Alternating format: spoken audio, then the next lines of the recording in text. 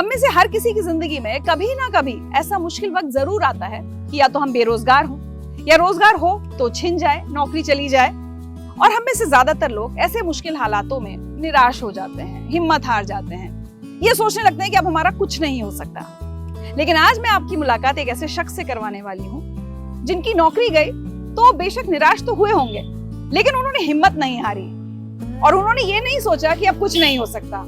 उन्होंने ये सोचा कि अब मैं क्या कर सकता हूं।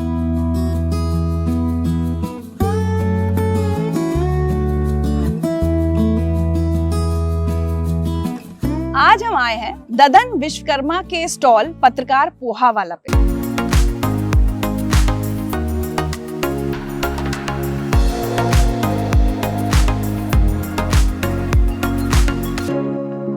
ददन विश्वकर्मा पेशे से पत्रकार रहे हैं, लेकिन जब उनकी आखिरी नौकरी एक न्यूज चैनल से गई तो उन्होंने सोचा कि अब मैं पोहे का स्टॉल लगाऊंगा। ददन, बहुत बहुत स्वागत है। अच्छा, पहले आपसे बात करने से पहले एक चम्मच खा लेती हूँ, क्योंकि मुझसे ना रुका नहीं जा रहा है। इतना स्वादिष्ट पोहा दिख रहा है और इन्होंने इतनी सारी चीजें उसमें डाली हैं। गजब। एक हरी मिर्ची भी यहाँ पे, और मैं वैसे भी पोहा लवर हूँ। तो चलिए अब ये बताइए ददन, एक चैनल से नौकरी गई लेकिन किसी और में लग भी सकती थी, पोहे का स्टॉल क्यों खोला? नहीं, लग सकती थी और लगनी चाहिए भी थी, क्योंकि 3 बड़े चैनल हैं जहां मैंने इंटरव्यू दिए, 4 राउंड हो गया, आपका सब कुछ हो गया। पर जिस पैरामीटर पर मीडिया हाउसेस खरा उतारने की कोशिश करती हैं, उन तीनों पैरामीटर पर अपन खरे उतरे। फिर उसको बाद लगा कि अब आजकल में ऑफर लेटर आएगा। तो पहले एक बहुत बड़ा मीडिया संस्थान है, वहाँ सब कुछ हो गया। बस अब मतलब समझ लीजिए कि 15 दिसंबर को मेरा ले ऑफ हुआ, नौकरी गई। और 15 दिसंबर 2022 मेरा ले ऑफ हुआ और मुझे लगा कि अब क्या किया जाए। तो अगले 7 से 8 दिन में, चूंकि नेटवर्क ठीक ठाक था, लोग जानते थे काम क्या कैसा है, तो मुझे लगा कि अब लग जाएगी। 27 दिसंबर आ गया, अपन बात कर रहे हैं कि भैया तो आजकल में वो, फिर वो 4 जनवरी हो गया। सडनली ऐसा हुआ कि मैम 4 जनवरी के बाद फ़ोन कॉल्स आना बंद हो गए। अब मैं बस इस वेट कर ही रहा था कि बस वो ऑफर लेटर आएगा मेल पे, ओके करके उनको भेज देना है। तो हुआ नहीं, 7 तारीख तक फिर हुआ नहीं। मतलब फिर एचआर ने कॉल करना उठाना बंद कर दिया। तो इट मीन्स कि अब नौकरी नहीं लग रही, नौकरी वहाँ नहीं लगेगी। तो ये सब चल रहा था, ये सब चल रहा था दिमाग में, और ये भी चल रहा था कि यार अब क्या किया जाएगा। तो अब जब 1.5 महीने कंटिन्यू बीत गए, 1.5 महीने से मैं जब नौकरी मांग रहा हूँ, सब छोटे बड़े जितने बड़े मीडिया हाउसेस में, चूँकि जिस संस्थान से पढ़ा हूँ उस संस्थान के बड़े बड़े दिग्गज पत्रकार आज हर बड़े मीडिया संस्थान में संपादक की भूमिका में है। तो कोशिश की कि कुछ किया जाए, बट कई बार होता है कि उनके हाथ भी बंधे हैं, वो कितना खुल के दे पाएंगे नहीं दे पाएंगे, उनका था। तो फिर एक बैकअप में था कि अगर नहीं होगा तो ददन विश्वकर्मा पोहा का स्टॉल लगा लेगा, इतना तो उसको आता है। तो मैम बस वहाँ से हुआ कि अब ये पोहा का स्टॉल लगाया जाए। ये तब लगाया गया जब लगा कि अब कहीं मतलब नहीं होगा नहीं, और ये 3 महीने के बाद लगाया गया। 15 मार्च तक नहीं आया मैम। तो मैम मुझे लगा कि यार ये अब 16 हो गया तो होगा नहीं। 19 तारीख की शाम को पानी गिर रहा था, उस शाम को मैं गया, काउंटर वहाँ से यहाँ लाया गया, काउंटर साफ किया गया। फिर गया तो ये पोस्टर बैनर वगैरह सब बनाए। तो नाम तो पहले से तय था कि नाम ये रखेंगे, वैरायटी क्या होगी। तो वैरायटी 1-2 मैंने सोच रखी थी, क्योंकि अब कुछ लोग कह रहे हैं मजबूरी में खोला गया, कुछ लोग कह रहे हैं कि ये है। अब कुछ लोगों को लगता है मजबूरी है, तो मुझे लगा कि मजबूरी भी कह लीजिए, और मुझे तो लगता है कि अब ये जीवन यापन कैसे होगा। कुछ लोग कह रहे थे कि ये नहीं करना चाहिए, वो करना चाहिए, करना चाहिए। तो मैंने उनसे कहा भी कि मेरा जो एकदम फिक्स खर्चा है वो 40 से 42 हज़ार रुपये का है, तो उस वजह से आप मुझे दे दीजिए, मैं दूसरा काम पकड़ने को राजी है। तो फिर बोले यार पैसा हम क्यों देंगे? हम बोले तो फालतू की नसीहत। बिल्कुल बिल्कुल, आप मेरे घर में राशन नहीं रख रहे हैं, तो आप मुझे सलाह मत दीजिए। लेकिन ददन क्या होता है ना, कभी कभी ऐसा लगता है कि आपके साथ के ही लोग पत्रकार, मैं भी रही हूँ, और यही सब चैनल्स हैं जिनके सामने आप लगा रहे हैं, तो कई बार लगता है कि कहीं अरे कुछ साबित करने की कोशिश तो नहीं कर रहा है कि अच्छा देखो इन चैनल वालों ने नौकरी नहीं दी तो अब मैं इन्हीं के सामने ठेला लगाऊंगा। और दूसरा, कई बार लोग बहुत इज्जत की नज़र से भी नहीं देखेंगे कि अरे कहाँ तो पत्रकार थे, पत्रकारिता कर रहे थे और अब ठेला लगा रहे हैं। वो सब आपको लोगों की नज़रों में कभी कभी वो बेइज्जती फील होती है? हाँ मैम, इसलिए भी कि यहाँ पर स्टॉल लगाने से पहले आप मानिएगा कि एक पत्रकार को, अपने अंदर का पत्रकार को ना थोड़ा सा उसको संकुचित करना पड़ता है, क्योंकि आप तो पत्रकार है ना, ठीक ठाक इंस्टीट्यूट से पास आउट हैं। तो यहाँ जब खोलने के लिए तो मैं 45 दिन तक यहाँ के मैं बैठता था मैम, यहीं पर लल्लन एक चाय वाला होता था, वो बोलता था कि गुरुजी आप खोल लो, अभी तो लगेगा ख़राब है ये। तो मैं यहाँ के देखता था कि 4 लोग यहाँ से आएंगे, 4 लोग यहाँ से आएंगे, वो क्या बोलेंगे, थोड़ा सा ऑकवर्ड फील होता था। लेकिन उस ऑकवर्ड को या उस कहते हैं मजबूरी, या उस एक तरह से एक शब्द है कि वो बेइज्जती वाला जो फील है, वो मैं कब तक अपने सिर पर ढोता रहूँगा। एट द एंड मुझे पैसा चाहिए, मुझे घर चलाना था। 6 महीना मुझे मैं वेट नहीं कर सकता था। सही बात है। या 7 महीना में वेट नहीं कर सकता था। तो मैम हमको लगा कि यार ये खोल सकते हैं इंदौर का पोहा, इसलिए क्योंकि होता है ना कि वो नकली वाला जो चक्कर है, फेक न्यूज़। तो यार वो चीज़ मत कीजिए। इंदौर का पोहा बहुत हल्का होता है, बहुत डिलाइट होता है, टेस्टी होता है। उसको पोहा को, उस पोहे की पहचान इंटरनेशनल है। जी जी बिल्कुल। वो poha London, America, New Zealand, Canada सब जगह जाता है। तो मुझे लगा कि उसकी जो ओरिजिनल चीज़ है ना, वो तो उसमें डालिए। इंदौर की सेव डालिए, इंदौर का जीरावन डालिए।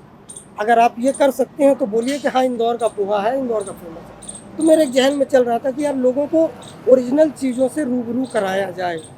व्हाट इज इंदौर का ओरिजिनल पोहा, इसलिए आपने ये शुरू किया। इसलिए ये शुरू। अच्छा एक चीज़ और पूछती हूँ, कई बार क्या होता है, हमारे साथी हैं, मेरे भी बहुत दोस्त हैं सब चैनल्स में, लेकिन जब मुश्किल वक्त आता है तो कितने साथ खड़े होते हैं। मुश्किल वक्त आपको बता देता है कि कौन आपका अपना हाँ, बता दिया था है ना।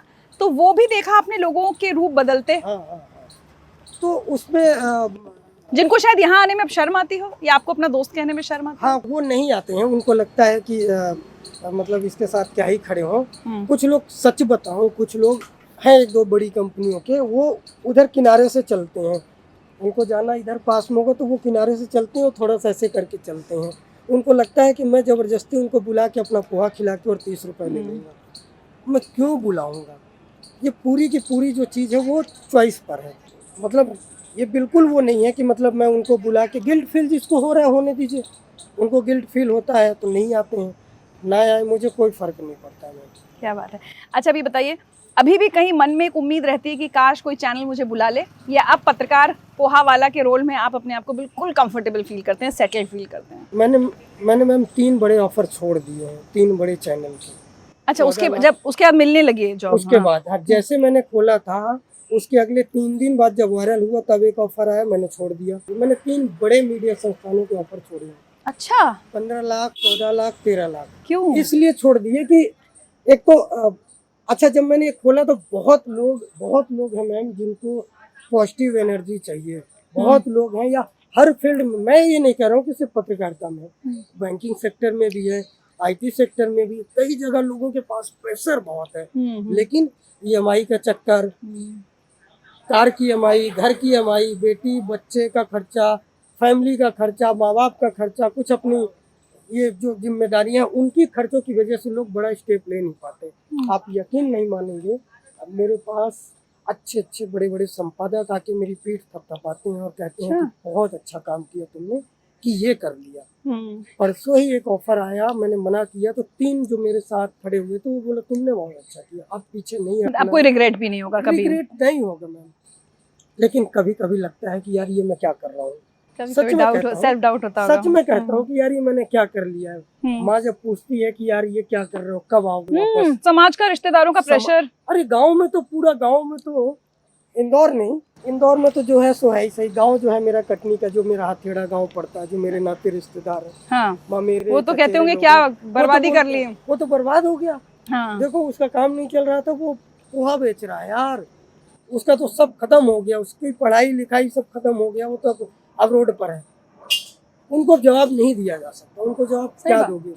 तो उनको जवाब हो सकता है कि 1-2 साल में ठीक ठाक हो जाए, अर्निंग ठीक ठाक आने लगे, तब उनको जवाब दिया जाएगा। अभी मैं छोटा सा व्यक्ति हूँ, मैंने छोटा सा स्टॉल खोला हुआ है, अब आजीविका का साधन है, इससे मैं तो नहीं कह सकता कि मैं बहुत बड़ा एम्पायर खड़ा कर लूँगा, बट ये है कि थोड़ा सा ये है कि कुछ ठीक हो जाएगा, आगे कर भी लेंगे, तब जवाब देंगे। अच्छा ये बताइए, तो महीने का खर्चा अब निकल जाता है? महीने का खर्चा निकल जा रहा है। अरे वाह। अच्छा आपने अब पोहे के अलावा मैं देख रही हूँ हाँ, साबूदाना खिचड़ी और शायद इडली भी कोई आपसे पूछ रहा था। बड़ा सांभर। तो ये कैसे, आपको कुकिंग का क्या पहले से शौक रहा है? हाँ मैम, कुकिंग का शौक 94 से समझ लीजिए, 12 साल का समझ लीजिए, 10 साल का, तब से हल्का हल्का वो आदमी होता है ना कि एक होती है कि ये चीज बनती कैसे है। अच्छा। तो पेपरों में पढ़ना, चाहे वो तरला दलाल हो, आप मानोगे नहीं, भास्कर में बहुत पहले उनका एक छोटा सा कॉलम आता था नई दुनिया में, तो मैं सीखता था। मैंने सबसे पहले तरला दलाल का मैंने वो पढ़ के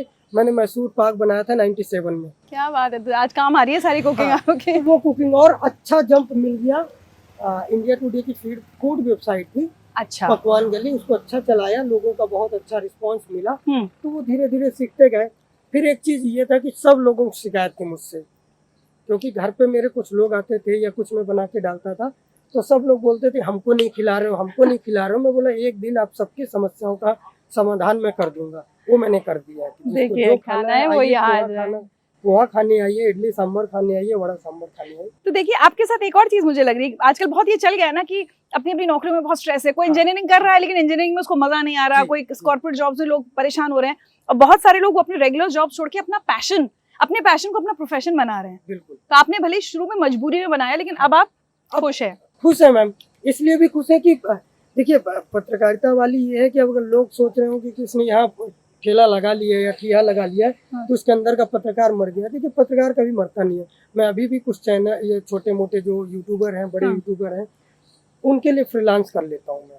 अच्छा। वो अगर बोलते हैं किसी का इंटरव्यू करना है तो मैं जाके कर कर ले। लेता हूँ। उनको लगता है किसी बारे में ये कुछ रिपोर्ट करनी है, लोग ऐसा है तो वो मैं कर लेता हूँ। मैं लेकिन मेन अब आमदनी का जरिया, आमदनी तो मैम इसी पर है। तो मजा आ रहा है ना अब? मजा आ रहा है।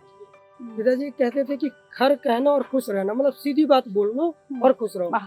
सही खर को सही कहना और और खुश खुश रहना, वाह। ये ध्येय वाक्य है उनका। मतलब ये मैं बहुत पहले सुनता हूँ। तो खर कहने का मतलब है कि ईमानदारी से बोलो और सही रहो। मैं बिल्कुल ईमानदारी से कह देता हूँ कि मेरे पास ये चीजें हैं, ये ऐसा है, ये ऐसा है। ईमानदारी का धंधा बहुत अच्छा होता है, आपको उसमें रिग्रेट नहीं होना पड़ता। आपको उस एक झूठ अगर बोला है तो उस झूठ को छुपाने के लिए 25 और वो नहीं कहानियां नहीं बनानी। तो मजा आ रहा है मैम, मुझे कोई रिग्रेट फील नहीं हो रहा है, सब मुझे अच्छा लग रहा है।